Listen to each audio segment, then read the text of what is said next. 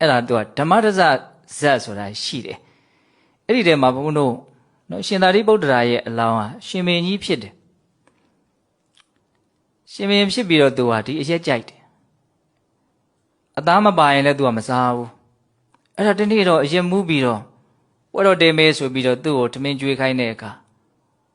အသားကမပါဘူးအသားစပူမှုရဲ့ပေါ့လျော့မှုကြောင့်ပေါ့မပါလာဘူးဘယ်သူမှလည်းမပြောရဲဘူးဟုတ်လားအဲ့ဒါနဲ့ तू အရန်စိတ်တိုးတယ် तू အသားကြိုက်မှန်းသိရတယ်အသားမပါဘဲနဲ့ပွဲတော်တေးရတယ်ဆိုပြီးတော့အဲ့ဒါနဲ့ဘာလုပ်တုံဆိုတော့စိတ်တွေဆိုးပြီးတော့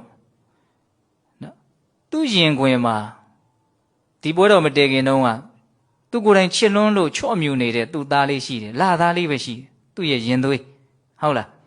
အဲ့ဒါကိုအရင်မူးတဲ့အခါကျတော့ဘလောက်ထိဆင်ញင်တုံတရားပျက်စီးသွားလဲဆိုတော့သူအလွန်ချစ်တဲ့သူ့ရင်သွေးကိုပဲခေါင်းကနေကင်ပြီးတော့လေဘင်းကိုလိန်ချိုးပလိုက်တယ်ဟုတ်လားချွတ်ပြီးတော့ရော့ဒီဟာကိုချက်ခဲ့ဆိုပြီးတော့ခိုင်းတယ်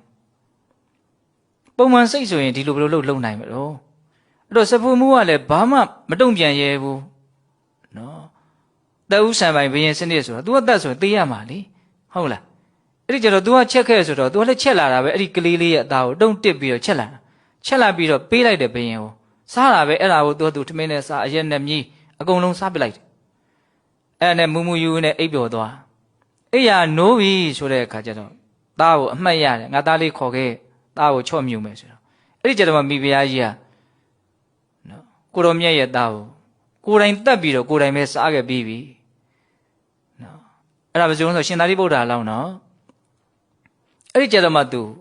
အလွန်ကြီးကျယ်တဲ့အပူမီးပေါ့နော်ဒုက္ခမီးဘလုံးမှဖြေလို့မရအောင်အဲ့ဒါနဲ့ငါဒီအချိန်ကစပြီးတော့ငါနိဗ္ဗာန်မရမချင်းဒီတေရက်ကိုဘယ်တော့မှမတောက်တော့ပါဘူးဆိုတဲ့အဋိဋ္ဌံပေါ့ဟုတ်လားအဲ့ဒါဝဆရာကြီးကမေတ္တာစာလေးထဲမှာရေးပြတယ်မေတ္တာစာဆိုတာကမေတ္တာရက်ခံတဲ့သဘောမျိုးအကျိုးသင်အကြောင်းသင်ရှင်းပြပြီးတော့မကောင်းတာမလုပ်ဖို့ကောင်းတာလုပ်ဖို့ကိုယ်နဲ့ရင်းနှီးတဲ့လူတွေရှင်းတော့ကမေတ္တာစာရေးတာထွန်းကားတာရှိတယ်ဒီဘက်ခေတ်မှာတော့သိပြီးတော့မရှိကြတော့ဘူးလို့ဆိုရမယ်ပေါ့နော်မေတ္တာစာဆိုတာသူကစာနဲ့ရေးပြီးတော့လှမ်းပို့တာဟုတ်လားအဲ့ဒါစာအရှိကြီးတွေကဘုရားဒီမှာကောင်းထုတ်ချက်ကလေးကြားထားတယ်တပန်းထိုးမှဓမ္မရဇနိဗ္ဗာဇဗ္ဗာလိကျမ်းလာရှင်သာရိပုတ္တရာဤအလောင်းသည်မင်္ဂလာမောင်းတီး၍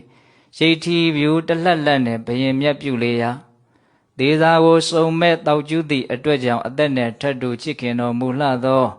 သာတိဥယင်သွေးကိုမထွေးနိုင်မချေအားတတ်ညှိ၍စားပြီးမှတအောင်နာအမှုပြေသောသာသက်ဝေပလဲခိုင်ကြောင့်မဖြေနိုင်ပြပါပွားလဲမင်းမတရားတေငယ်သေး၍နောင်တတွေပိတ်ဖုံးခန္ဓာတော်တုံးတောင်မှမဆုံးနိုင်မိမကပဲကြီးဒုက္ခတွေ့ဘူးသည့်အကြောင်းသူကတပိုက်ချင်းလေးသူကရေးပြတာဒီအရက်ကြောင့်ဖြစ်တဲ့အကျိုးမဲ့တွေကိုနော်ဝတ္ထုလေးတွေဇဏိပတ်လေးတွေထုတ်ပြီးတော့စတိုကြီးကရေးပြတာဒါကတပည့်ရင်းမေတ္တာစာထဲမှာပါတာပေါ့နော်အဲ့တော့ဘုန်းတို့ပြောချင်တာကဘာတော့နော်တေရဲ့အပြစ်6မျိုးတွေကနံပါတ်1ကလဟပောဒနေနော်ခိုက်ရံများတယ်ဆိုတာနဲ့ပတ်သက်ပြီးတော့ဒါလေးကိုထုတ်နှုတ်ပြီးတော့ပြောတာပေါ့နော်နောက်နံပါတ်3ပါပြောတော့ရောဂာနဲ့အာယတနံအနာယောဂများတယ်အရက်သေးစားနော်အရက်တော့ပါများလာရင်ရဲ့ဟာစွဲတတ်တဲ့သဘောရှိတဲ့အတွက်ကြောင့်သူကဖြတ်နိုင်ခဲ့တယ်စွန့်နိုင်ခဲ့တယ်စွဲသွားပြီးတောက်ပါများလာပြီဆိုရင်ဒီမကောင်းတဲ့ဓာတ်တတိတွေကခန္ဓာကိုယ်မှာအမျိုးမျိုးဒုက္ခပေးတယ်ပေါ့နော်ဒါဒီခေတ်စေပညာလည်းပဲအများကြီးဒီအရက်သေးစားမွေးရစေဝါလူခန္ဓာကိုယ်အများကြီးပျက်စီးစေတယ်ဆိုတာသူတို့အများကြီးသိကြမြင်ကြတာပဲဟုတ်လားမြတ်စွာဘုရားလည်းဒါမြင်ခဲ့တယ်ပေါ့နော်ဒါဟာယောဂဖြစ်ခြင်းရဲ့အကြောင်းဘာဖြစ်လို့တော့သူ့ကိုတောက်မိရင်စွဲတယ်ဖြတ်နိုင်ခဲ့တယ်တချို့နည်းနည်းဆိုပြီးတော့ဆေးပြေဝါးပြည့်စကားပြောတာကွာစပါးတော့ဆေးပြေဝါးပြည့်တယ်ဆေးပြေဝါးပြည့်လားယောဂဖြစ်ခြင်းရဲ့အကြောင်းလားယောဂဖြစ်ခြင်းရဲ့အကြောင်းနော်နည်းနည်းဆေးပြေဝါးပြည့်ဆိုနည်းနည်းနဲ့လဲရက်နိုင်တဲ့လူကရှားတယ်ဘုံဘုံတို့မြတ်စွာဘုရားတိကနိဗ္ဗာန်အင်္ဂုတ္တထဲမှာပြောထားတာရှိတယ်တိဏ္ဏဘိက္ခွေပฏิတေဝနာယနတ္ထိဒိဋ္ဌိသုံးမျိုးသောအရာဌာနဟာရောင်ရဲနိုင်ခဲ့တယ်တဲ့နော်သုံးမျိုးသောအရာဌာနကိုမှီဝဲတဲ့နေရာမှာရောင်ရဲနိုင်ခဲ့တယ်ရက်နိုင်ခဲ့တယ်နော်အဲ့ဒါဘာလဲဆိုတော့အိတ်မှုတယ်နော်အိတ်ချင်းမှာလူတွေဟာရောင်ရဲခဲ့တယ်အိတ်လို့ဘယ်တော့မှဝရတယ်လို့မရှိဘူး နောက်နံပါတ်2ကသေရီတောက်မှုတဲ့ဝရတယ်လို့မရှိဘူးအမှုရစေဝါဆိုသေမှန်းသိရတဲ့တောင်လှုပ်သွားကြတာနော်အသက်နဲ့တောင်မှဘာလို့အလဲထက်လှုပ်သွားကြအဲ့လောက်ထိစွဲတယ်ဒါကိုမရက်ဘူး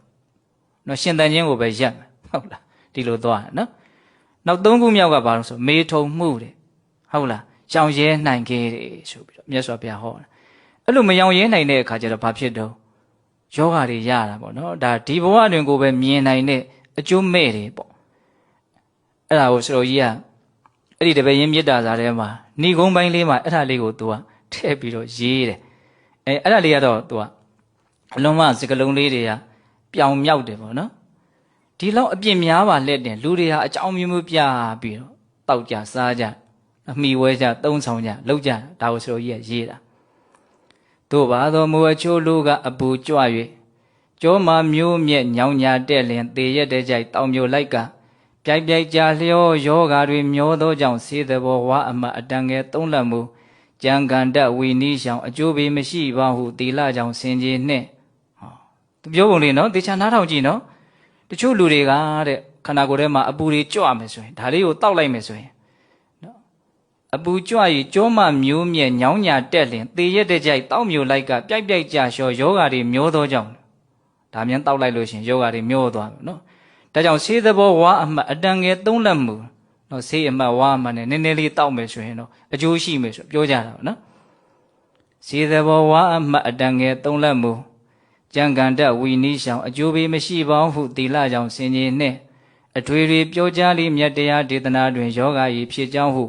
နီလန်ဟောင်းအရှိသားမို့တတိထားစိတ်စိတ်နေညံတမျိုးမပွေနှင့်လွန့်လေးလေးမောင်မှားသောတောက်စားမှုဇေယိုက်ဆိုးကိုတိုက်ချိုးကနှိမ့်နှင်း၍ကွင်းနိုင်သမျှရှောင်သွေးအနတ်မှမခံလေပဲစိတ်တန်ဝေဝိတတိဖြင့်မနတိဖြောင်းစင်းအောင်နှလုံးသွင်းထားကြစီလိုကြောင်းများနဲ့တေးတေရတရားဟောကြားလိုက်ပေသည်တရားဓမ္မပေါင်းသူတော်ကောင်းတို့ဒါလေဒီလိုလေးသူကအဆုံးသတ်သွားတာဟုတ်လားဘလို့ပဲနော်စင်ကြီးတွေပေးပြီးတော့ဒါတွေကိုတောက်ကြစားကြတော့လေပဲဘုရားဟောဒေသနာအရပြောရမယ်ဆိုရင်ဒါယောဂရဲ့အကြောင်းတဲ့ဒါကြောင့်မို့လို့တတိထားစိတ်စိတ်နေဉာဏ်တစ်မျိုးမပွေနဲ့ဟုတ်လားလွန့်လေလေမှောင်မတောက်စားမှုဇေယျဆိုးကိုတိုက်ချိုးကနှိမ်နှင်း၍စကလုံးလေးတွေသုံးသွားပုံလေးတွေကာယံရှာပုံလေးတွေဒါကတော့စာပေရှုထောင့်ကနေပြီးတော့ဘုံဘုံကကြည်ပြီးတော့ပြောတာပေါ့နော်အဲ့တော့ဘာလဲပြောချင်တာလေးကအရက်ဒေတာတောက်စားမယ်ဆိုရင်တတိယရရှိမယ်အကျိုးမဲ့ကယောဂထူပြောခြင်းပဲ